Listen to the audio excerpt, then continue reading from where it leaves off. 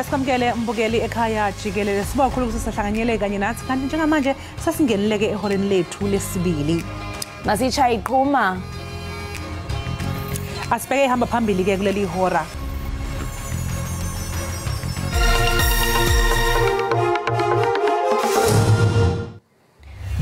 Kulindeleke ukuba kusingathwe imicimbi yohlukeneyo namhlanje kuquka nokutyhila kwemifanekiso eqingqiweyo katata uNelson Mandela eQunu. Inkonyama yesizwe samaZulu izolo yemukele inxusa lase-United Kingdom elizinze kuleli izwe njengoba bebezobhunga ngezinto ezithile ezimqoka ezifaka phakathi ubudlelwane balamazwe womabili.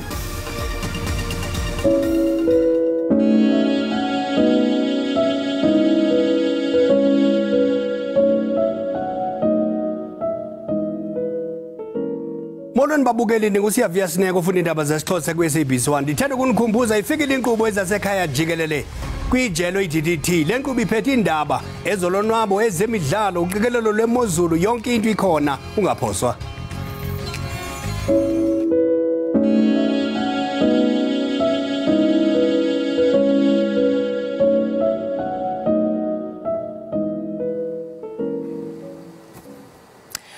Ngamele ezobuciko namasiko e-Eastern Cape uNonceba Kontsiwe uthi sesifikile isikhathi sokuthi iNingizimu Afrika ivuselele izimiso zowabe engumengameli wokuqala ngaphansi kwenqubo yentando yabantu kuleli ubaba uNelson Mandela.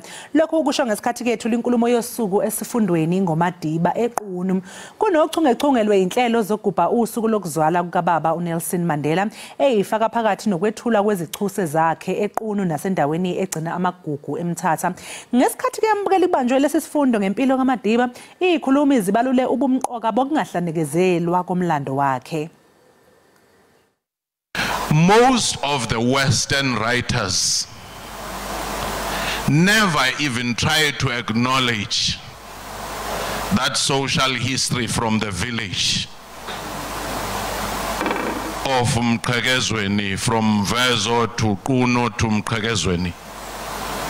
They start acknowledging the Western influences and start saying, yeah, he got to Forte.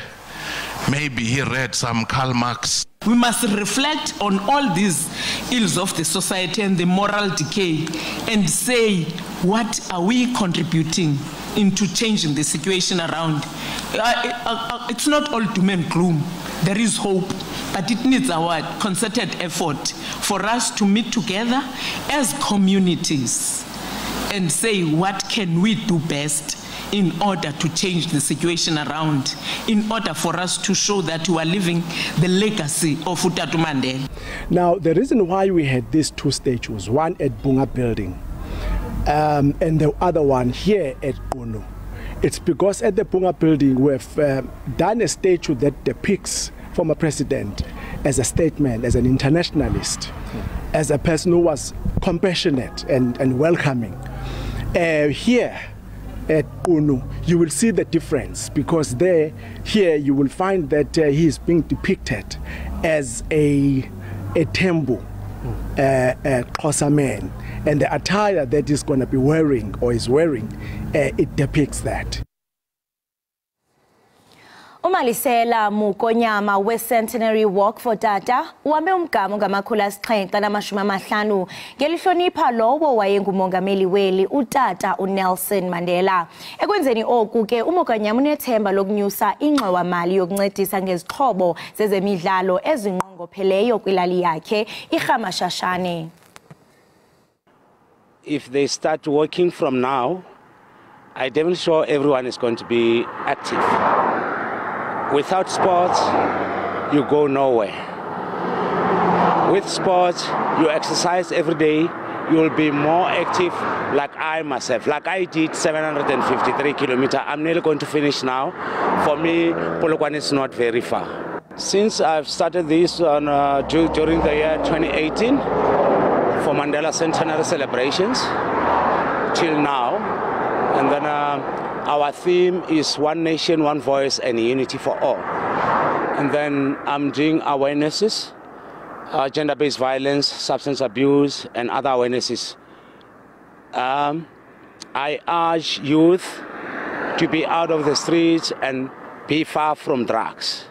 The challenging for this walk are accommodations, wherever I did course, but I did manage my own self, and also I thank Greg Serradino and Adele van der Linde to help our team, and also applause to Polokwane Pensioners Association is part of Mandela Centenary Celebrations Long Walk 2023. Inkonyama yesizwe samaZulu uMisuzulu kaZwelithini izolo wemukele inxusa laseBrithani kulelizwe uAnthony Philipson esendini egoli. Inxusa beliphathele ingonyama isipho esivela enkosini yamangisi uCharles wesithathu. Unomthebe wesizwe uthi ujabule kakhulu ngalokhu njengoba phela busuka kude ubudlelwane balamazwe omabili. Ubehamba nokukhulumela ke indlunkulu kaZulu umntwana wasonkweni. This is a letter from His Majesty King Charles III to His Majesty King of the Zulu Nation. It is a private and confidential letter that, as I was explaining to His Majesty, I have not read, and it is sealed, so it is entirely private between my king and yourself. And it's my pleasure to present it. Thank you.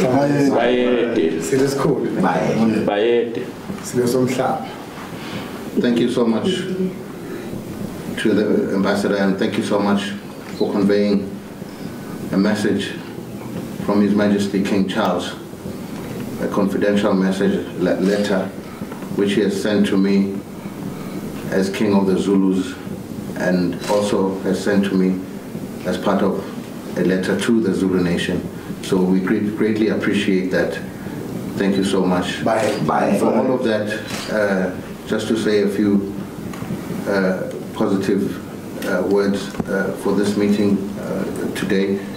It's for the follow-up meeting, because His Majesty the King, the late King Goodwill Zwelithini Zulu, had started the relationship with Her Majesty the late Queen Elizabeth of England.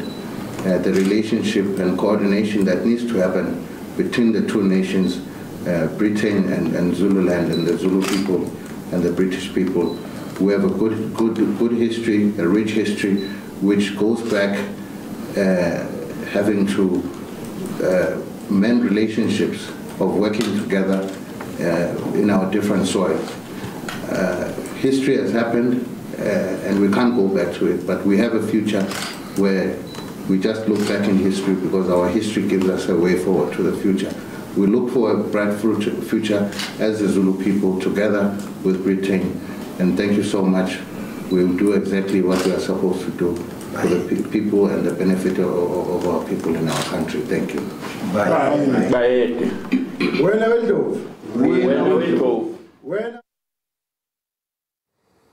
Umphathiswa wezobulungisa noluleko uRonald Lamula uthi kungokunje umkomishanala wenkonzo zoluleko kuzwelonke ubonisana nabacebisi kwezomthetho malunga nokuba lowo ebesa kuba ngumongameli uJacob Zuma makabuyiselwe kusini na entolongweni. Kodwa isigqibo singaphuma phambi kokuphela kweveki. Oku kulandela isigwebo senkundla yomgaqo siseko esibeke ecaleni isigqibo sokunika owayesa kuba inhloko yelilizwe inqawule yomnyango. Ulamula ebethetha kumsitho wesikhumbuzo obokwinkundla yolwaphulo mthetho yamazwe ngamazwe eNew York. The National Commissioner for Correctional Services is currently consulting with the legal advisors internally in the department and also external. And he has informed me that he will be able to make a decision as soon as possible, and I believe maybe before the end of the week, with regards to what is the interpretation of the court judgment, and also what is his decision with regards to what must happen with regards to the court order, which is it's a well considered view, because with such kind of judgments which have got serious implications, it is important that he applies his mind. I will just call for calm in the country, and also call for space to give the National Commissioner to read the judgment, to apply his mind, and to then take a decision that they will inform both the parties or all the parties involved in the matter, including the nation. And I will believe that at that stage, we can then be able to say to the nation, this is what has been decided by the National Commission. Udokotela uNandipha Magutumana oyintombi kaThabo Bester owalahlwa amacala okubulala nokudlengula uzolala namhlanje esazi isinqumo malungana nesicelo sokuthola igunya lokuphosela inselele esinqumo senkantolo ephakeme ehleli eFree State. Lenkantolo yachitha isicelo sikaMagudumana sokuba kuhlonzwe njengokwabe kungekho emthethweni ukuboshwa kwakhe eTanzania.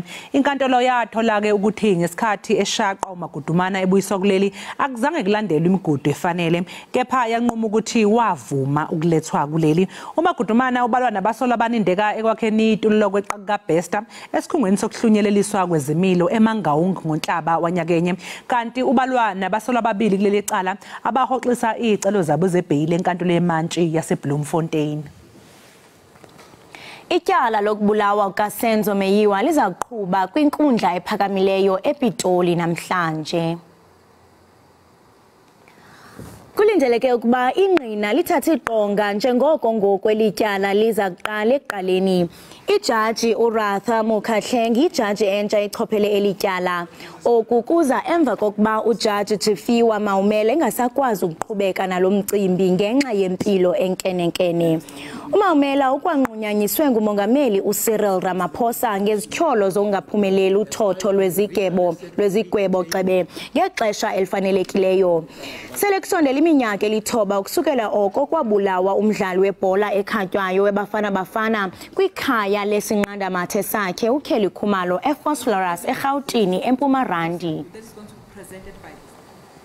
uWillie Madisha umile kwelokuthi useyilo iphini likamengameli weCOPE nakuba leli qembu lanquma ukuqeda ubulungu bakhe beqembu emhlanganweni wesigungu esiphezulu owabe ungonhlangulana. Njengoba luqhubeka uqhekeko ngaphakathi eqenjini iCOPE, uMadisha uthi akayindawo. I am the deputy president of COPE, and my comrade here, Mzwandile Hleko, is the secretary for elections. Lokhu kuza emva kokuthi unobhala jikelele weCOPE Eric Mohlapamaswi ethe isinqumo sokuxoshwa uMadisha benomzwandile Nhleko ongunobhala wezokhetho sathathwa ngezilinye ngokwembandela yomthetho sisekelo. Mohlapamaswi wrote the letter, but Lekota and Lwate just disappeared. Instead of helping their choir with the COPE procedures, that you cannot terminate anybody's membership without having a political mandate from the National Congress and elected by the members directly. uMadisha ke uphinde wakhipha isixwayiso kulabo ababize ngokuthi bayiqembu elithengiwe. I am sending a warning to the rented choir led by Mr. Lekota that your time is up. We know of your corrupt activities and the long arm of the law is closing near you. Kusenjalo ngale kokuthi iCOPE ayisabhalisile njengenkampani iqembu lisazimisele ngokungenela ukhetho lukazwelonke oluzobanjwa ngonyaka ozayo.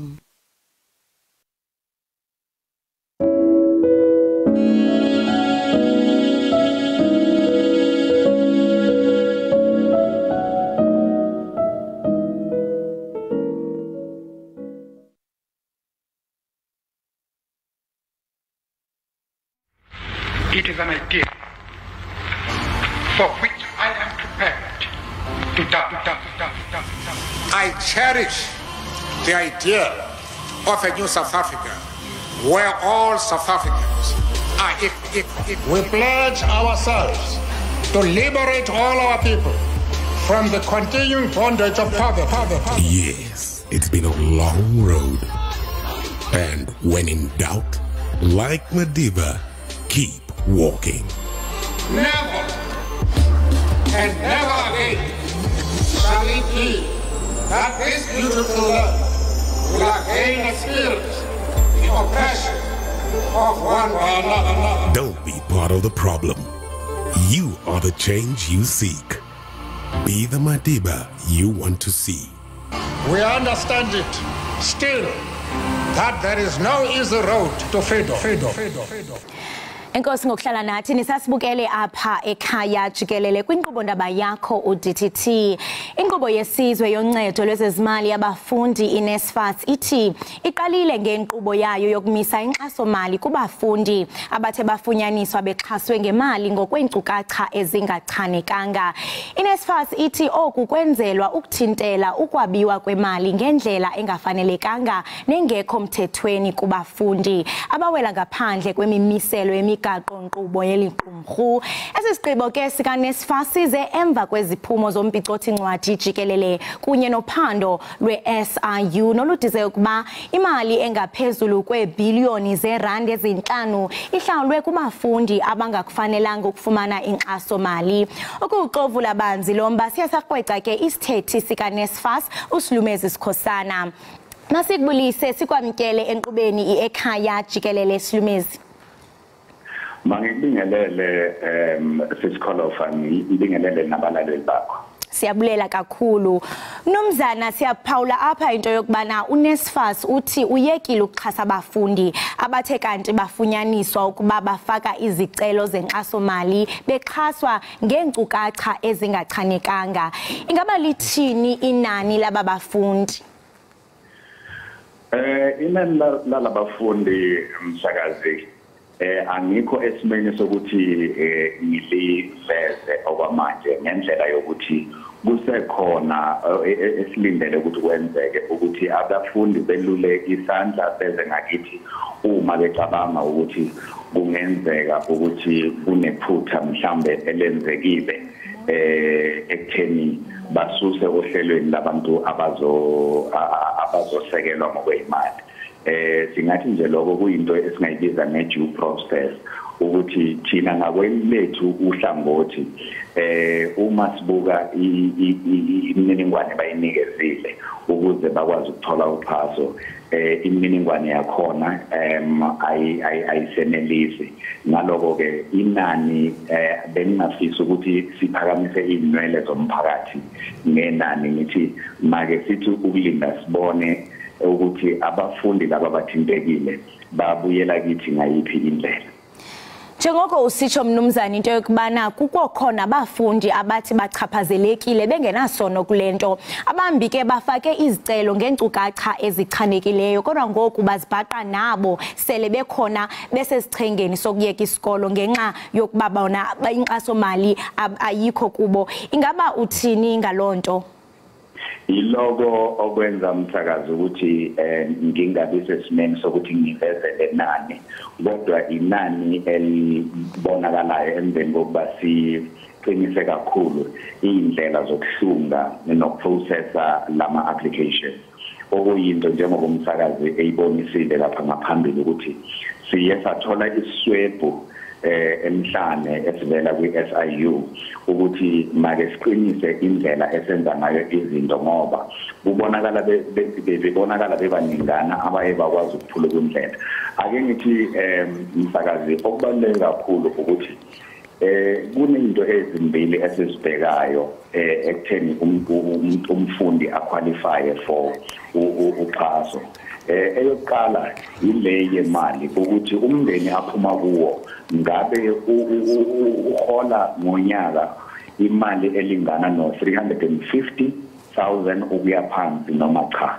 Okokuqala lokho esayidini yemali ngaphambi kokuba singenelele kwimininingwane yalokho. Bese kuba nokwesibili esikubhekayo ukuthi umfundi lo ocele ukuba axhaswe ngemali uyitholile indawo yokufunda na u-admitted for the program ayifunayo and uma esenze lokho kuba nobudlelwano lobu okuba khona phakathi komfundi no-NSFAS ukuya phambili. So ke kuyenzeka ukuthi uqualify on the basis of financial eligibility okuyinto yokuthi ngempela imali oyitholayo incane ngaloko uyadinga ukuxhasa. Kodwa ke bese kube nokuthi ke na kube sesi-approvile provisionally kuzoya nokuthi uyitholile yini indawo noma ke ngithi isikhungo sesemfundo ozoya kuso uma usitholileke la kuba khona ngelobudlelwane. So abanye bazothi uma mhlambe besuswa ohlelweni lokuxhaswa bese bengazi ukuthi ngabe i-system yethu bashayise ngakuluphi uhlangothi. Njengoko uchaphazela inkqubo umfundi kumele kanti uyazilandela ube kanti uyamkelwa nguye uNesfan. Ndiyafuna wena mnumzana Sikhosana sike sichukumise umba wabazali abasebenzayo kodwa ngenxa yoxanduva mhlawumbe esingathi baluthwele mhlawumbe ufumanisa into yokubana babhatalela abantwana abangapha yakwesibini kumaziko ezemfundo ephezulu. Ingaba mnumzana imeko enje ayanalanga na ukuba kanti umuntu acele isalamane sakhe nokuba mhlawumbe ngumakhulu Ekhaya ukuba sibe yi-guardian okwaye asebenzise inkcukacha zaso ukufaka isicelo?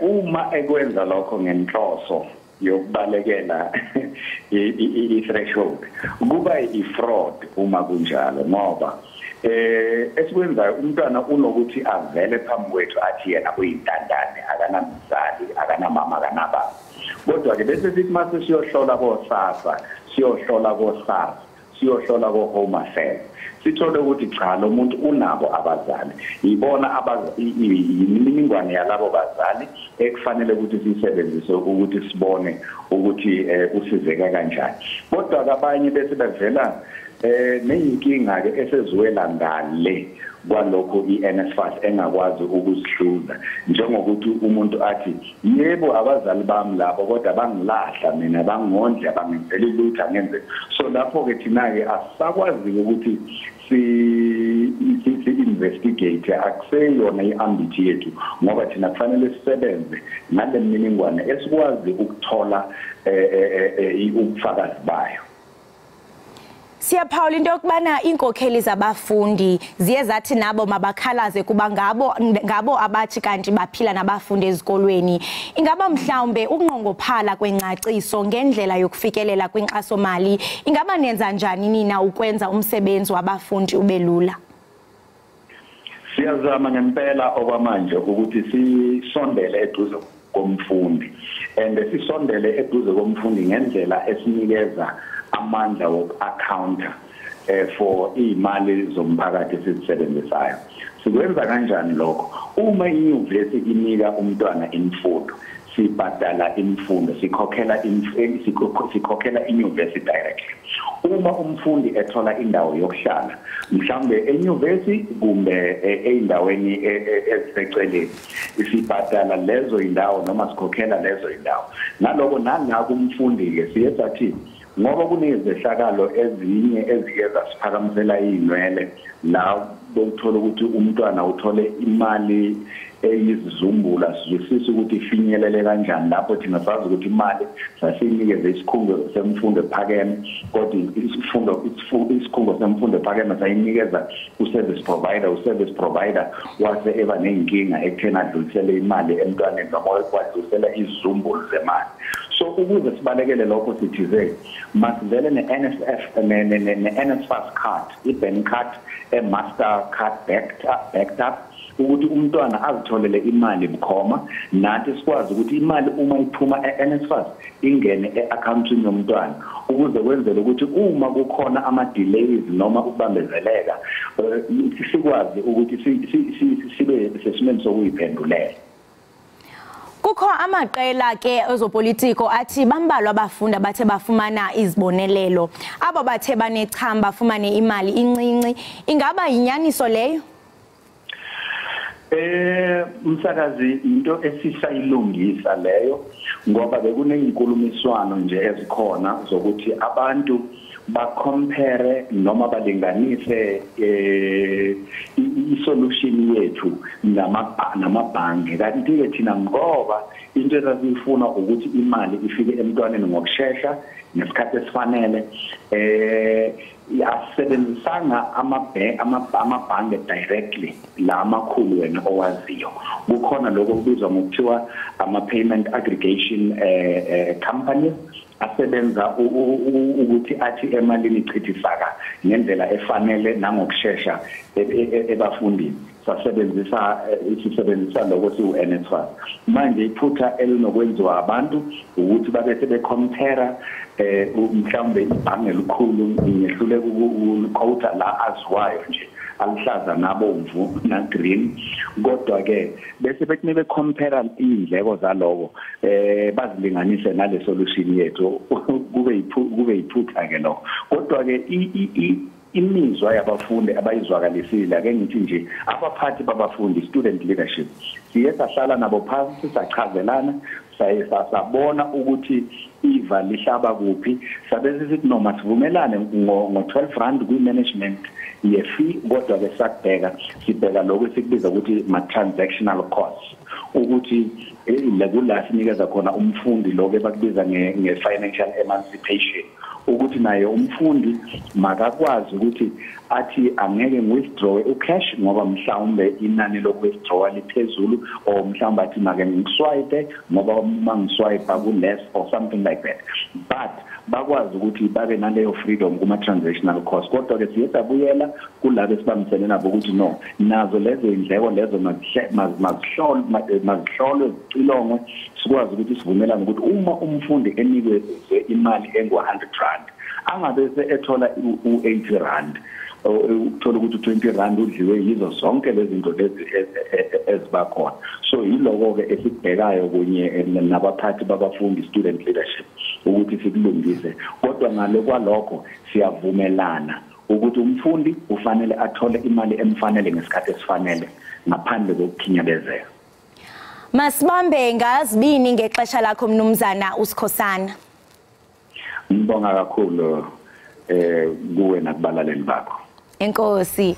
Lokho embukeli wesetha naye nguye kaloku mnumzana Silumezi Sikhosana nosisithethi seNSFA sidlana indlebe naye ngomba wokumiswa inkxaso mali kubafundi abathe bafunyaniswa bexhaswe ngemali ngokweenkcukacha ezingachanekanga. Ngoku ke masithi qhwi evenkileni ungayindawo kuninzi esikuphathele kona.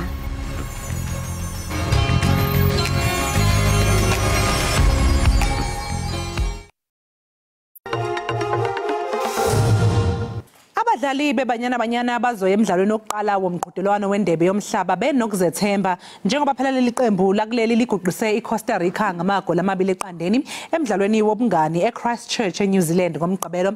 Umdlalo kwebanyana wokuqala uzoba ngesonto kanti izobe ibhekene neSweden. Amalungiselelo ebanyana kuyaphazamiseka emasontweni ambalwa edlule njengoba labo bompetha abasezonikazi Afrika beke bangabona ngasolinye nenhlangano engamele ibhola likanobhutshuzwayo kuleli kodwa konke kugcine kulungiswa ngaphambi kokuba ibanyana ifulathelela kuleli njengoba iseNew Zealand nje. Kusenjalo leli qembu likuthakasele kakhulu ukunqoba umdlalo walo umngane neCosta Rica njengoba lishaye ngama-2-0. We could still get better. I think at the end of the day, there's always room for improvement with any game. But we minimized the mistakes. We didn't concede, and that's really good for us, you know, going into this tournament in terms of how we want to set up and how we want to play as a team. But yeah, confidence booster for the team. And I hope that, you know, the confidence that we picked up from this game, we can take it straight into the tournament because it's going to be a tough one for us. But I think everyone is, you know, in good spirits and in good mood and ready for the tournament. Zisekhona ingqinamba kufanele ilungiswe yize lidlale kahle kakhulu leli qembu emidlalweni walo neCosta Rica. We saw we did our little bit of our mistakes, so we have to learn from that because we were giving balls away and we have to maximize that because when we're playing against team like Sweden, once you make a mistake, they're gonna punish you. So we really have to work on that and rectify our mistakes. Ibanyana iqhathwe neSweden, iItaly kanye neArgentina eqoqweni uG. Leli qembu lakuleli lizodlala umdlalo walo wokuqala walo mqhudelwano ngesonto. Amakhulu abantu anyamezele inqela ngempelaveki kumasipala wasendumeni emzinyathi emdyarhweni wamahashe i-2023 Dundee July kulapho ke abakhweli bamahashe bebonisa ngezakhono zabo. Lo mcimbi ke ubanjelwe ngabantu abasuka kumacandelo ahlukeneyo afana nezemidlalo, ifashoni, amashishini, ezopolitiko ndibala ntoni na. Umhlalutyi ke wezemidlalo we-SABC uJoe Woodla nguye bephethe umsitho usuku lonke. Isebe lezemidlalo kwiphondo laKwaZulu-Natal liqinisekisile ukuba wonke umuntu ukhuselekile. Lo msitho ke uphinde uqinisekise ukuba akukho Durban July yodwa umsitho obhanya-bhanya.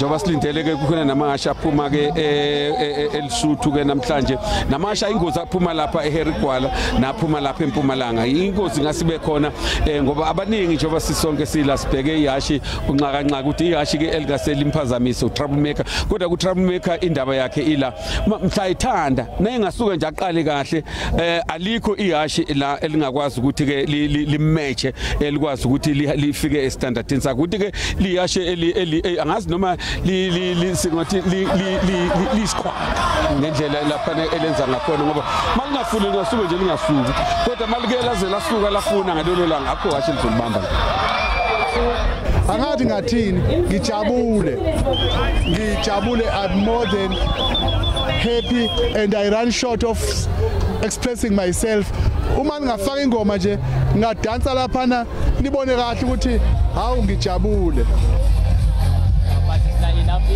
They were amazing, everything amazing. I feel excited. And you? Me? I didn't see anything, but there's something I'm gonna see here. Somebody falling, and they will laugh at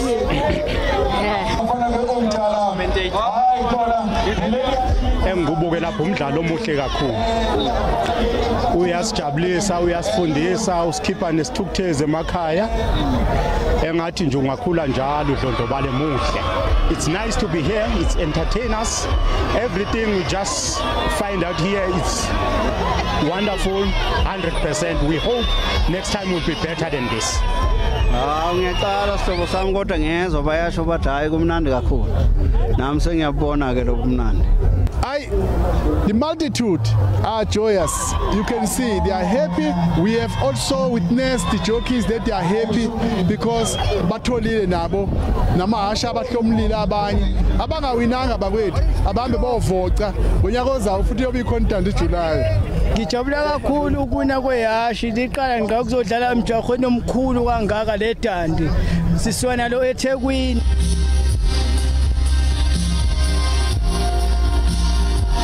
The theme African royalty, so we mix some Nigerian and the Zulu, so Rainbow Nation. We respect umcimbi kakhulu. We are used to ukuthi masimenyiwe sihloniphe umcimbi. This is representing Ndebele culture, which is very from Africa. So yes, I want to showcase my sister skills. Kubalulekile ukubambana njengama district ngoba uzokukhumbula ukuthi asinayo ibudget enele thina ukuxhasa lemjaha. Namhlanje nje mongalandela osomabhizinisi balapha endumeni lasikhona nakule district. Mhlawumbe amanye amagarage aphelelwe upetrol.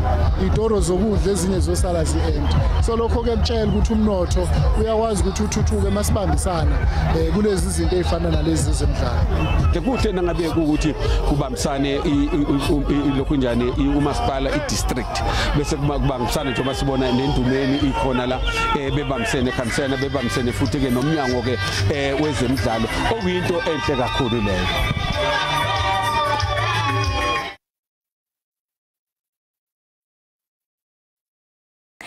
Enkosi ngokuhlala nathi nisasibukele kaloku apha ekhaya Jikelele kanti ngoku sekufike ixesha lokuba singene ekitchen sipheke kwaye kule veki sinaye kaloku uChef Bella Komani ozithandela kaloku yena pha ezimbizeni ekitchen uyakuthanda ukupheka kakhulu. Sithetha nje nanku ulapha estudio uzosixelela ke ngendlela yakhe kwezokupheka kwaye uzokwabelana nathi ngesidlo sakusasa asilungisele sona namhlanje. Chef Bella, unjani?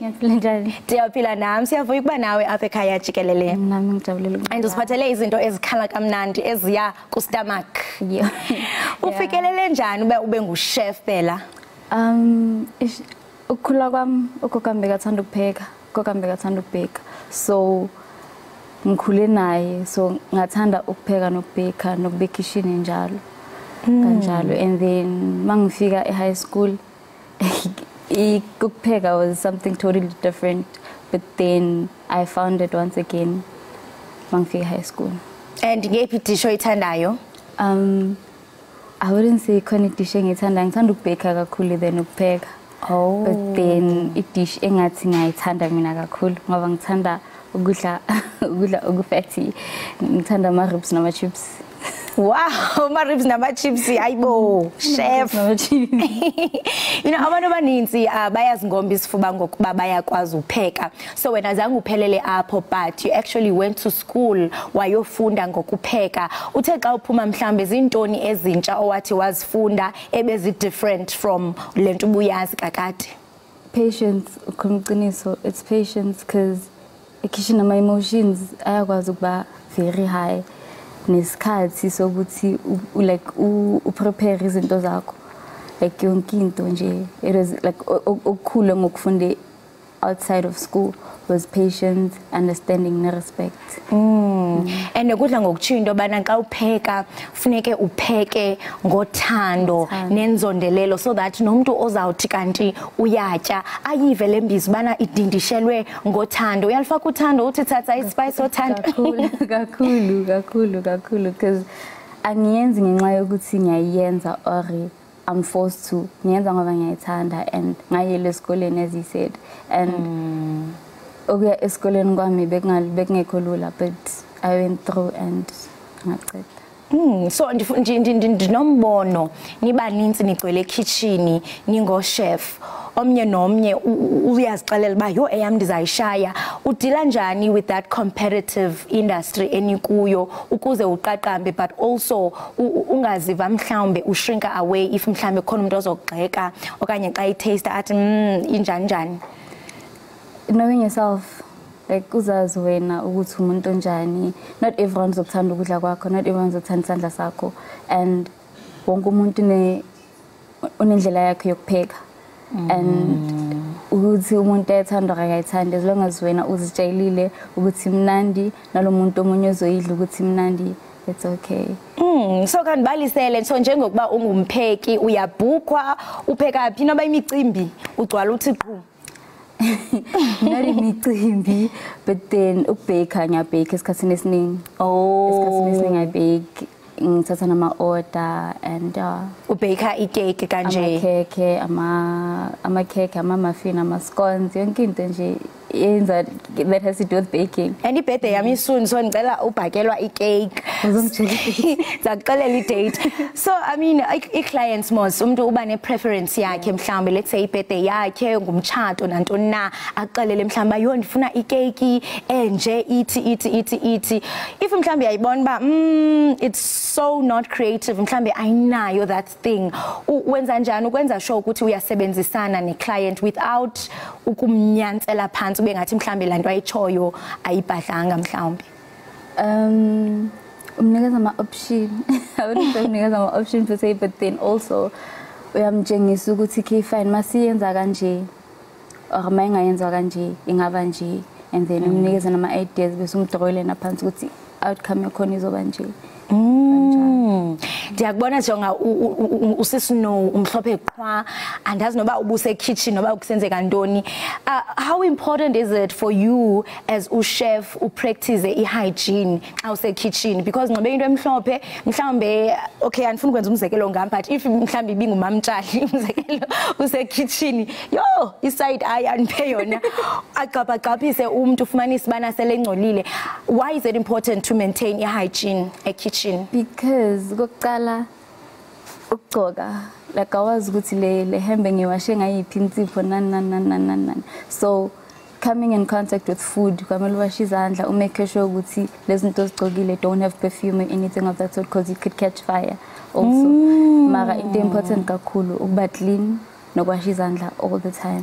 Nokwasha izandla so iperfume if uthanda iperfume azingene kitchen uzawuvutha.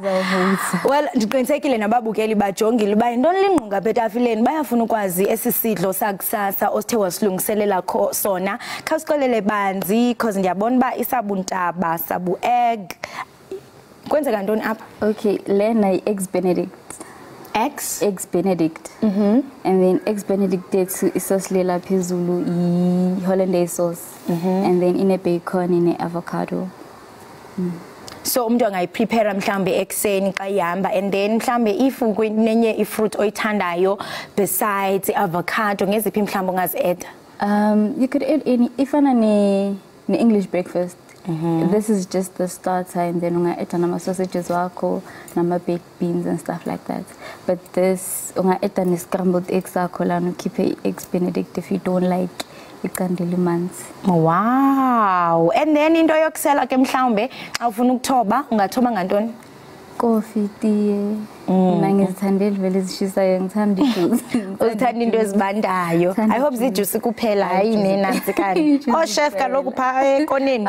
Ngithi nipheka umuntu umbone ube he umaqhaphesha kanti nibane nizithi. Anix ijuice kuphela. So njengokuba ungenile kwelicandelo lokupheka uzibona uphi mhlawumbe in the next coming years?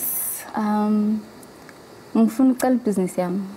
As I've already started ukubeka and stuff like that, but ngifuna a registered business under my name and be successful.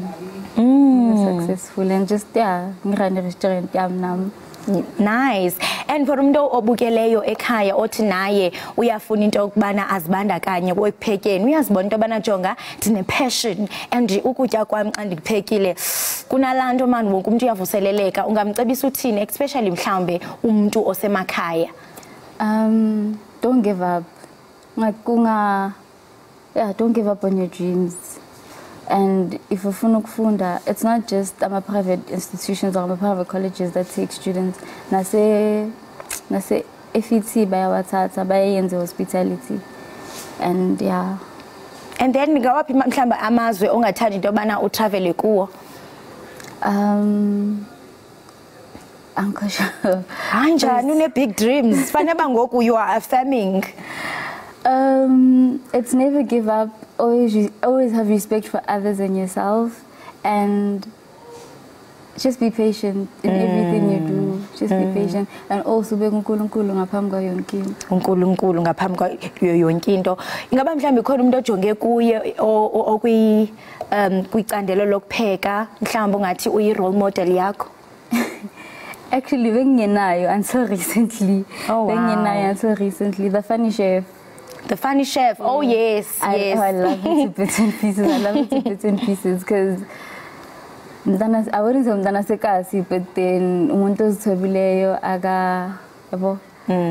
akazikhukumisanga alright nje. Humility is virtue. Chef masikubulele ngexesha lakho wabelene nathi ekhaya Jikelele. Just ukukhuthaza nje ababukeli especially now that we are in the winter season ngenantsikana that they can prepare okanye i-breakfast abangazipreparisha ngentseni. I-breakfast niyenza kanjani? No, i-breakfast abangazenza ekseni. Ekseni. Oh. Okay. Poached eggs, ile kanda, but then this is like the whole breakfast. It's poached eggs, and then also, I wouldn't say scrambled eggs because it's sisi triele, and then sampe ama scones with jam, scones with cheese, depending on the preference yakho isikhathini esiningi ukuthi uthanda ini, but then ongokuthandayo mina ilokho. Amazing. Thank you so much for ubenathi kwaye sikunqwenelela okuhle kodwa in your journey. Siyathemba ke uzawudibana naye uFunny Chef nisebenze kunye collaborate, right? I pray, I hope so. Hayi amaphupha ayafezeka. Right, mbukeli wami ke ngoku siyayiqwela siyayiqukumbela ekitchen masithi qhwi evenkileni ungayindawo siyabuya emva kwale ntengiso.